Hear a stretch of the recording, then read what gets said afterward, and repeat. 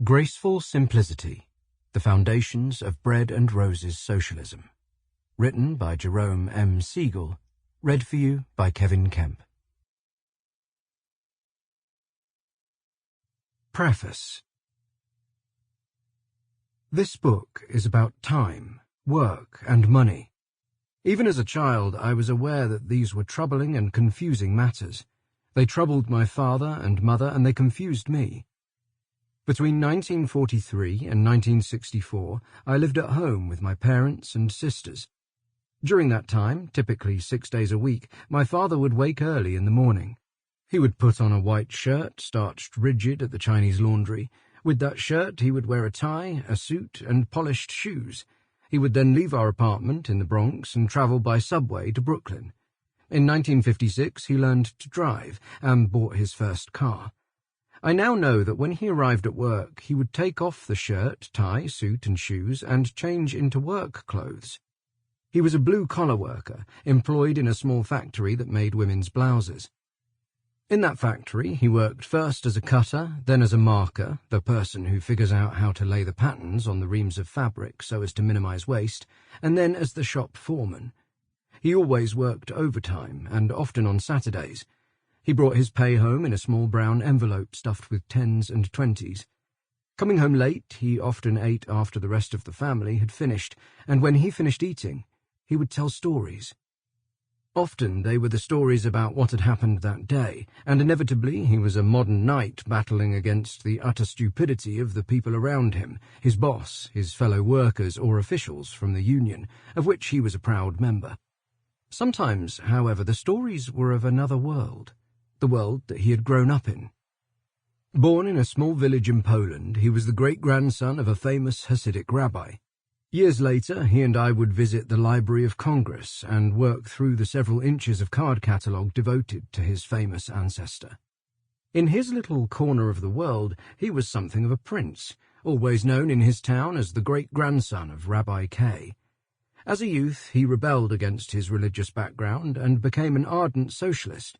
He was a natural leader and public speaker. By the time he was 21, he had already been elected to public office and had served time as a political prisoner. As a young man, he came to the United States as a tourist on the Ile-de-France. He came to visit his father and mother and sister, all of whom had emigrated. He came wearing hand-tailored suits and planning to return to his life in Poland. He never went back. At first, I suppose, his transition to life here was not very difficult. There was a vibrant Jewish socialist movement in New York. Everyone spoke Yiddish. There was a Yiddish theatre. He sometimes performed. There were Yiddish papers. He sometimes wrote. He met my mother. She taught him English. She, too, was a socialist. She was also beautiful and a dancer. He had friends. He had relatives. He had ideals. He had a political movement. He lived in Manhattan. Gradually, it all changed. My father had never pursued a career, had never even gone to college. He was devoted to the movement and took jobs just to earn some money. When I was growing up, everything was different. The Depression was over, World War II was over.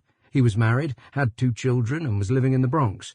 My mother stopped dancing. She took care of the house and, ultimately, 4 children.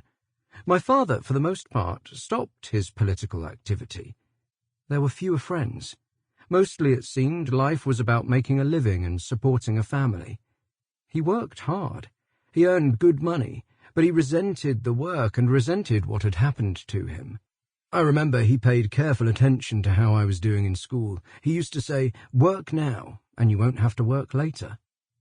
I did apply myself at school, but one of the great things about my childhood was time away from school. I was able to spend my summers with another branch of my mother's family. My mother's oldest sister never married. Having no children of her own, she became the extra parent of the children of her younger sisters.